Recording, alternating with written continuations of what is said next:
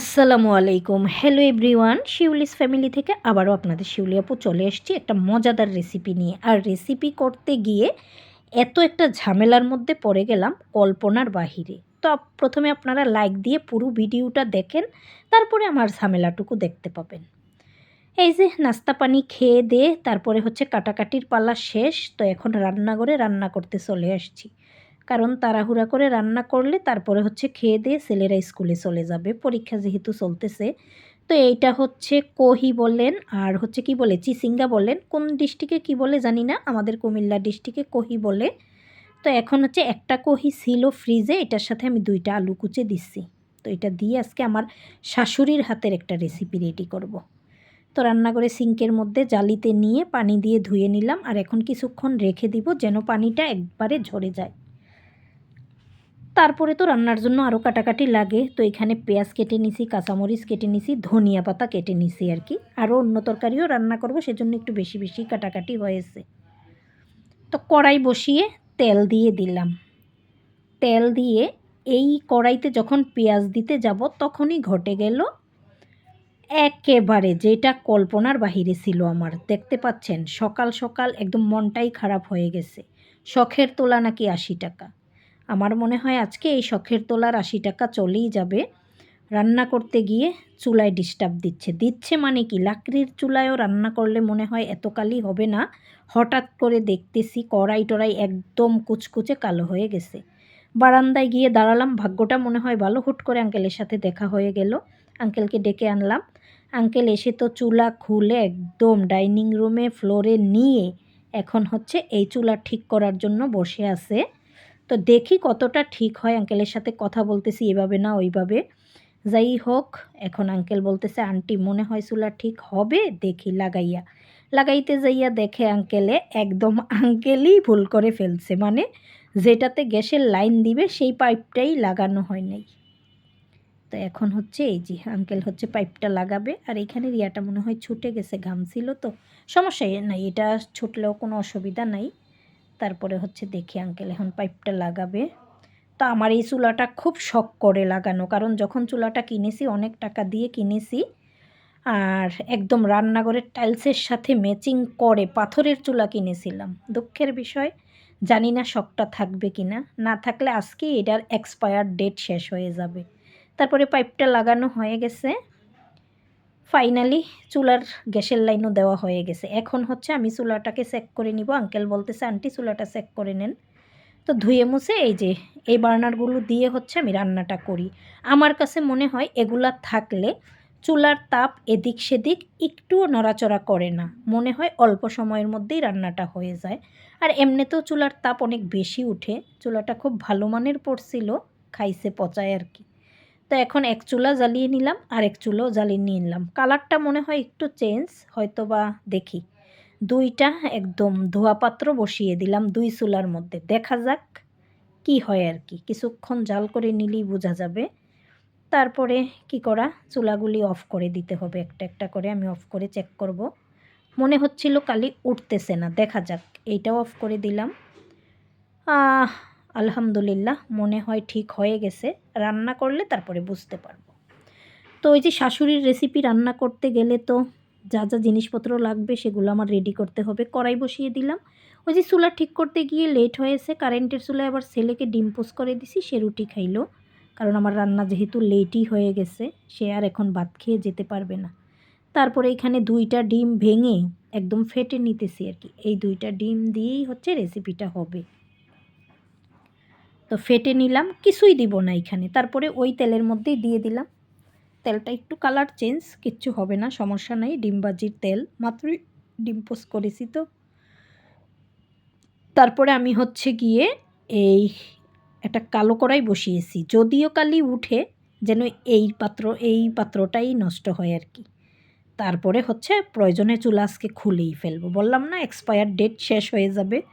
তারপরে এই যে দেখেন ডিমটা একদম জুড়া হয়ে যাচ্ছে, আর আমি হচ্ছে চেক করেছিলাম একটা কাঠি নিচে দিয়ে, মনে হচ্ছিল কালি আর উঠবে না, দেখা যাক আর কি।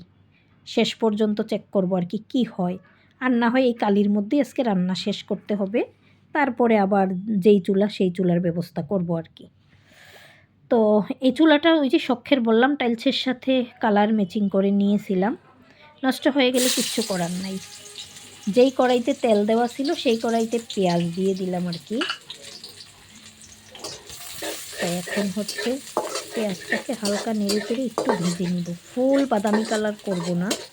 ফুল বাদামি কালার করলে হচ্ছে যেই ভাজিটা রান্না করব সেই ভাজির কালারটাও একদম চেঞ্জ হয়ে যাবে। সেজন্য ফুল লালচে ভাব করব না, যেন ভাজিটা একদম ফ্রেশ থাকে কালারটা। আর দেখতেই মনে হয় যেন আলু আর কহিটাকে অনেক সুন্দর লাগতেছিল, একদম সবুজ সবুজ। আমি রান্নার পরেও মনে হয় এরকম সবুজ কালারটাই রাখার চেষ্টা করব। তো এই যে বললাম না একেবারে ফুল বাদামি কালার করব না, এখন হচ্ছে কেটে রাখা কহি আর আলুগুলো দিয়ে দিলাম সেই তেলের মধ্যে। তো সব ভাই বোনেরা আসলে আপনারা ভিডিও দেখে হয়তো ভাবেন যে একটা ভিডিও মনে হয় ভিডিও করলাম আর ইউটিউবে ছেড়ে দিলাম, তাইলেই মনে হয় ভাইরাল, তাই না? এতটা সহজ না রে ভাই ইউটিউবের জার্নিটা। যারা ভিডিও মেক করে শুধু তারাই বুঝতে পারবে আর কি। তো এখন হচ্ছে নেড়ে চেড়ে তেলের সাথে একটু মিশিয়ে নিলাম। অল্প সময়ই হয়ে যাবে রান্না, তেমন বেশি সময় লাগবে না যেহেতু একদম কুচি কুচি করা। তারপরে পরিমাণ মতো লবণ দিয়ে দিতেছি, এই যে পরিমাণ মতো লবণ দিয়ে দিলাম। আর আমার কিন্তু মাথায় আছে ওই যে 2টা ডিম আছে, সেটাতেও তো লবণ লাগবে, সেই পরিমাণের লবণটুকুই কিন্তু আমি এখানে একবারে দিয়ে দিচ্ছি ভাজির মধ্যে, যেহেতু ডিমে কোনো লবণ দেওয়া হয় নাই। ঢেকে দিছিলাম, ঢাকনাটা তুলে নিলাম। আর দেখেন কালারটা কিন্তু বললাম না যে কহির কালারটা একেবারে সবুজ সবুজই থাকবে। এটা রান্নার একমাত্র কারণ হচ্ছে গিয়ে কালার সবুজ রাখার কারণ হচ্ছে যে তরকারি আপনি যেই কালার রাখতে চান মনে হয় চুলার আঁচ একেবারে পারফেক্ট যখন রাখবেন তখনই হচ্ছে সবজির কালার ঠিক থাকবে। তারপরে কেটে রাখা কিছু কাঁচামরিচও আমি এখানে দিয়ে দিলাম। তো এটাতে আপনারা চাইলে শুকনো মরিচ মানে ওই যে তেলের মধ্যে দিয়ে হালকা ভেজেও দিতে পারবেন। তারপরে এই যে দেখেন ডিমটা একদম জোড়া জোড়া করছি, ঠান্ডা হয়ে গেছে তো আর একটু নেড়ে চেড়ে কেটে কুটে আর একটু ছোটো করে নিতেছি আর কি। তো এই যে ডিমটাকে ঝুরা করে নিলাম, আগেই তো করা ছিল। এখন হচ্ছে গিয়ে আবারও নেড়ে চেড়ে এইটার মধ্যে হচ্ছে আমি ডিমটাকে মিশিয়ে নিব। আমার শাশুড়ি এইটা আমার বিয়ের পরে দেখতাম 1-2 দিন পর পরই বলতো, তখন গাছের কহি শীতের দিন আসলেই বলতো যে এটাই রান্না করো। তো কিছুদিন তো শাশুড়ি রান্না করছে, তারপরে দেখতে দেখতে শিখে গেছি আর কি। এখন হচ্ছে এটাকে আবার নেড়ে চেড়ে আমার মিশিয়ে নিতে হবে। তার আগে হচ্ছে আমি এইখানে দিয়ে দিতেছি ওই যে বেজে রাখা কালো গোলমরিচও ইচ্ছে করলে দিতে পারেন, সাদা গোলমরিচও দিতে পারেন, সুন্দর একটা ফ্লেভার আসবে আর কি। তো আমার কাছে সাদা গোলমরিচ গুঁড়ো ছিল, আমি সাদা গোলমরিচের গুঁড়া দিয়ে দিলাম। আমি মাঝে মধ্যে ধরেন এইসব ভাজি বলেন, পেঁপে ভাজি বলেন, করলা ভাজি বলেন, গোলমরিচের গুঁড়াটা দিলে আমার কাছে মনে হয় ফ্লেভারটা একটু ভালো মনে হয়। সবাই খেতে পারে কিনা জানি না, আমার বাসায় খায়, বাচ্চারাও খায়, বড়রাও খায়, শাশুড়ি থাকলেও দেই খায়। আমার শাশুড়ি হচ্ছে শুধু পাঁচফোড়ন ছাড়া সব কিছুই খায়, মশলাপাতি যাই দেই বলে না, কিন্তু পাঁচফোড়ন দিলে উনি খেতে চায় না, ওনার কাছে ভালো লাগে না। তারপরে হচ্ছে আমরা যখন সবজি রান্না করি দেখা যায় আমার শাশুড়ির জন্য আলাদা বাটিতে রেখে তারপরে আমরা পাঁচফোড়ন দিয়ে নিই আর কি। তো এখন নেড়ে চেড়ে হচ্ছে মিশিয়ে নিলাম, চেক করে নিলাম আলুও সিদ্ধ হয়ে গেছে, কহিও সিদ্ধ হয়ে গেছে। আর বেশি সময় কিন্তু লাগবে না রান্না করতে।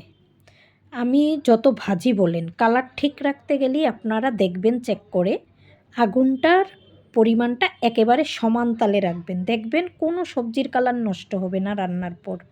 তারপরে কেটে রাখা ওই যে ধনিয়া পাতা, সেখান থেকে কিছু ধনিয়া পাতাও দিয়ে দিলাম, আরও সুন্দর একটা ফ্লেভার আসবে।